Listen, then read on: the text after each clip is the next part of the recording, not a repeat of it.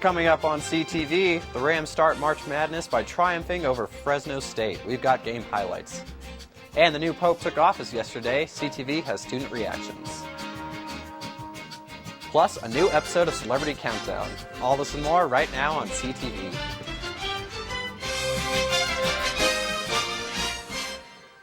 Hello, welcome to CTV this Thursday evening. I'm Tom Mullen. And I'm Kelsey Peterson.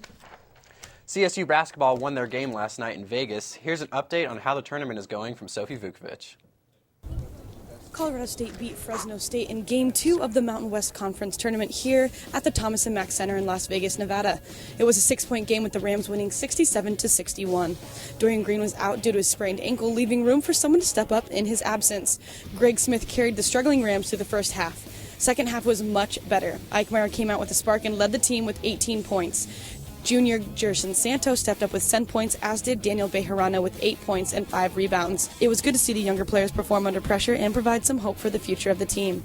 MVP for the Rams tonight was definitely Eichmeyer. He responded to Coach Eustachy's call for a leader with 16 points in the second half. Without this, the Rams would have suffered.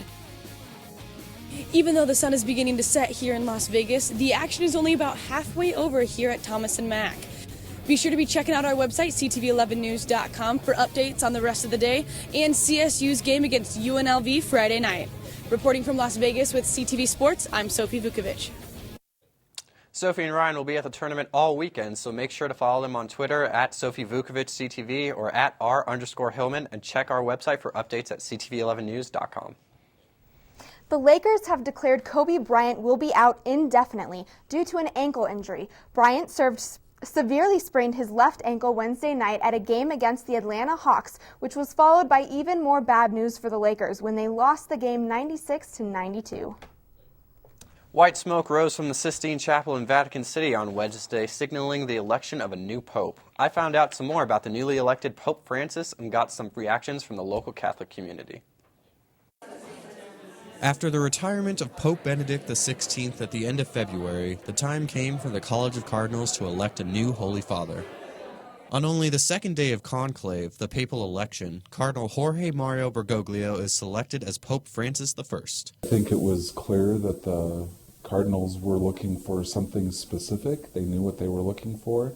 Hailing from Buenos Aires, Argentina, Pope Francis is the first pope to come from the Americas or the New World. Not only is he our first New World Pope, he's also the first Jesuit. He's the first Francis. This Pope is just full of firsts. Blessed John XXIII is the local Catholic church where students eagerly awaited and then celebrated the announcement of the new Pope. 30 or 40 people are all here watching the Pope make his announcements. We're just all cheering, going crazy. After 13 days of having the seat vacant, Catholics are excited for it to be filled once again. The Catholic Church, we have a Pope for a reason, and it is so good to actually have somebody back in that position again. I was in Walmart. I was doing some shopping, and I got a text from a friend of mine that said, Habemus Papam, which in Latin means we have a Pope. And so I screamed, and I think people were a little caught off guard. Not only is Pope Francis the first New World Pope, he's also the first Jesuit Pope. The Jesuits are an order of priests founded by St. Ignatius that focus on Catholic education. Usually, men go to seminary for 7 years to be a priest. Jesuits go for 10 years. It's very intense. The joke is that if 2 Jesuits go to a town, by noon, they've already set up a high school, and by 6 at night, they've set up a college.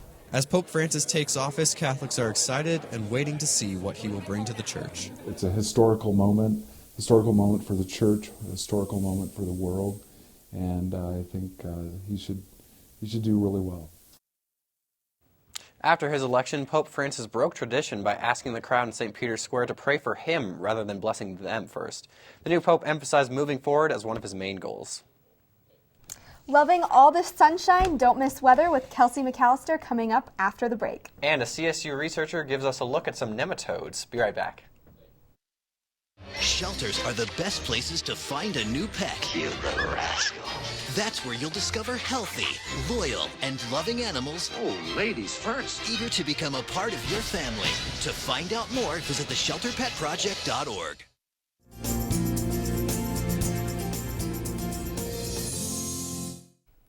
Welcome back to CTV. Today temperatures were much warmer. Today the high was around 69 degrees, so it was absolutely gorgeous. Let's take a look at the highs across the state for today. 72 in Denver, 70 in Fort Collins, and look, 79 degrees in Pueblo, 50s in the high country, and 72 degrees in Grand Junction. Sunset today was at 7:07. Let's take a look at the current temperature for right now. You can see that it is 57 degrees outside, which is really warm considering last week we weren't even 57 during the day. Temperatures for tonight will be in the upper 30s. Tomorrow, the sunrise is at 7:12 in the morning. Temperatures will continue to climb into the 70s tomorrow with a mild wind from the west around 5 miles per hour. Taking a look across the state for tomorrow, you can see 60s up along the Front Range. The high country's in the 50s, even though they have some windy conditions. So let's take a look at the 7-day forecast. Kicking off spring break, you can see very mild temperatures tomorrow, 70 degrees with sunny skies. Things will cool down Saturday, though, because we have a chance of rain, so mid-50s for Saturday. Sunday, things will warm up into the 60s with sunny skies. Monday, things will cool down a little bit, but that will continue to climb up throughout the week, back into the 60s, so it'll be absolutely gorgeous, Kelsey. So back to the desk. Thanks, Kelsey. How would you feel if you had a valley in Antarctica named after you? Well, Diana Wall can tell you. And how exactly did she receive that honor? By studying the soil. Have you ever thought about what exactly it was you were walking on? I go to Antarctica every December, January, and we go down there to study an ecosystem that has no plants. It's not ice, but it has no plants. It's just bare ground like Mars. We started taking samples of soil, and we'd wash the soil, and out of that, under a microscope, we could see these tiny little animals that are roundworms. These roundworms, also known as nematodes, survive in Antarctica in a way similar to how they survive in the winter here. And they are able to live in this really harsh, the coldest, driest place on Earth. Every year, Wall flies down with her team to observe what has happened to the nematodes, helping her to examine their impacts at landscape and global scales. Soil is a unique part of our ecosystem that we don't really think about, but we all rely on. I think that we forget about soil having a lot of life, teeming life in it. And so we treat it poorly. If you go out and you just took a handful of soil, you might have 100 species of nematodes in there that you didn't know about. Soil life impacts you more than you might think. We're not taking care of our soils and maintaining them. And that soil life is really critical to clean air, clean water, to storage of carbon, balancing the atmosphere. Taking advantage of the soil is easy to do. So stop and think before you step on those nematodes. After visiting Antarctica 42 times, Wall's studies have earned her national recognition, including that from the White House. Up next, CTV Thursdays is bringing back Celebrity Countdown. You don't want to miss it. Stay tuned. It is the biggest week, and we got your coverage of all Rams basketball in the conference tournament. Ryan Hillman here. I'm Sofie Vukovich. We are going out to Vegas. We're going to be giving you a pregame, postgame updates, player interviews, highlights, everything you need. Follow us on CTV11news.com and on Twitter at @R_Hillman. At Sofie Vukovich CTV. We're going to be live tweeting throughout the games. You can also catch updates on the show at 8 p.m. Go Rams. Thousands of vehicles were recalled by Honda Thursday due to a brake defect. The defect was found after complaints from drivers that their cars were braking unexpectedly while they were driving. The recall includes 183,000 vehicles across the U.S., including mostly 2005 models, such as Pilot SUVs, Acura MDX SUVs, and Acura RL sedans. Bike safety isn't always about wearing helmets and stopping at all the stop signs. CTV reporter John Orrison tells us how you can keep your bike safe over break. According to the CSU website, there's an estimated 15,000 bicycles on campus every day. But is your bike safe on campus?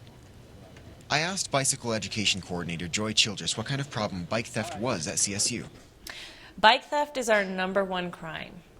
We had 196 bikes stolen last year. And so, yeah, it's definitely something that we deal with a lot on campus. How are these bikes being stolen? I asked around campus to see how it happens. My bike was stolen last semester from outside my dorm. I had a cable lock on it, and it was just stolen from outside. I think the lock was probably cut or something, and then the lock and the bike were taken. And it just happened overnight one night, and I woke up and it was gone. So how should we keep our bikes safe? Number one, lock your bike up with a U-lock. What you want to make sure when you're locking your bike up with that U-lock is that you do the frame of the bicycle to the bicycle rack. But using a U-lock doesn't always prevent the theft from occurring. My bike was outside Westfall last year. It was in the spring semester right towards the end of school, and my mom was coming up to bring it back down right before we moved, and so I double-checked to make sure it was there, and 2 days later she came up to get it, and we walked over to where it was, and it was gone. And it had a U-lock on it. So we can add protection by using a U-lock, but leaving it out for even a couple of days can still be dangerous. Spring break is coming up fast, and that lasts for more than a couple of days. During spring break, you want to bring your bicycle inside. We do see a big spike in bike thefts during breaks just because there's not very many people on campus, so it's easier to steal bicycles. So put them inside. Don't leave them on campus. I'm John Orrison, CTV News. Students are also encouraged to register their bikes with the police department so that their bike can be recovered in the event of a theft. And now for an old favorite, here's this week's episode of Celebrity Countdown. Welcome back to Celebrity Countdown. I'm Melanie Rose, he's Ryan Green, and today we're going to talk about the most popular story in the tabloids, which is, of course, Justin Bieber. Fantastic, my favorite artist ever. Yeah. He's not, I hate him. So Justin Bieber has had a rough couple of weeks during his tour, so we are going to give you a countdown of why it's been so rough. First of all, Justin Bieber has been trotting around London without a shirt on. My question is, who does he think he is? I don't even know why he has his shirt off. Right now, London is not even that warm, so why don't you just get a shirt on? And while Justin Bieber is walking around London without a shirt on, he can't even find time to walk on stage and perform. He showed up 2 hours late, and his fans were extremely upset. Yeah, Justin, you got to realize that you pushed the concert way past most of your audience's bedtime. I mean, they have no time to wait for you to come out on a stool and play some acoustic crap version of Girlfriend where it just looks like you're on the verge of crying the entire time. Please, respect the bedtime and just get out on stage when you say you will. And then 2 days later, Justin Bieber went on stage, collapsed, and then afterwards posted a picture of him without a shirt. Justin Bieber, put a shirt on. Yeah, Melanie, I always find it funny when Justin Bieber injures himself. Like, I don't know, when that person threw a water bottle at his head. Hilarious. And of course, him collapsing, it's just pretty funny. I mean, I'm glad he's okay, but I'm not really. Then the next day, as Justin Bieber was walking to his car, he decided to try to beat up a paparazzi. You can't do that. But Justin, you are not setting a good example by trying to just fight the guy, you know? Try and talk it out or something. And what is going on in Europe where you need a gas mask? What is that? I don't get it. What fashion statement is that? If that ever catches on, I am out of here. I'm done. And then finally, on Tuesday the 12th, Justin Bieber decided to cancel his concert because he just couldn't sell enough tickets. And now that half of the world doesn't want you, and now that America is kind of growing tired of you, and Canada really isn't begging for you to come back, the only place left for you to go really is like Neverland, where the girls are always going to be 12 years old, and they will never get sick of your music. All right, well, that was this week's Celebrity Countdown. I'm Melanie Rose. He's Ryan Green, and I think it's pretty obvious to say that we just don't really like Justin Bieber. What are you doing over there? I'm making Justin Bieber's acoustic singing face. Oh, do you have something in your nose? Thanks, Melanie. Spring break starts in a couple days, and many students have plans to do some pretty fun things. But if you don't have plans, here's a list of things you could do over break or even over the weekend. The 15th annual Share Another Green 5K Run will be at Library Park at 8:30 Saturday, March 16th. You can register online at active.com. Also this Saturday, Lucky Joe's St. Patrick's Day Parade will start at 10 a.m. on the north side of Old Town Square. And you can end your Saturday with an Irish party in Old Town Square featuring live music and other Irish activities. Or head over to the Campus Rec Center, which will be open next week, or go to Horsetooth and take a hike or a bike ride or go rock climbing. So what do you guys have planned for spring break? Nothing too exciting, just going to visit the fam and just relax a little bit. Yeah, me too, heading to Winter Park. What about you? I'm actually headed down to Arizona, so all of us will have beautiful weather for this break. It'll be fun. I'm just glad we're done with school. But that's all the time we have for you tonight. Be sure to follow us on Twitter and Facebook for news updates, or visit us at ctv11news.com. Don't forget to follow Sofie and Ryan for updates on the game this weekend in Vegas. Hope you have a great week, and we'll see you after spring break.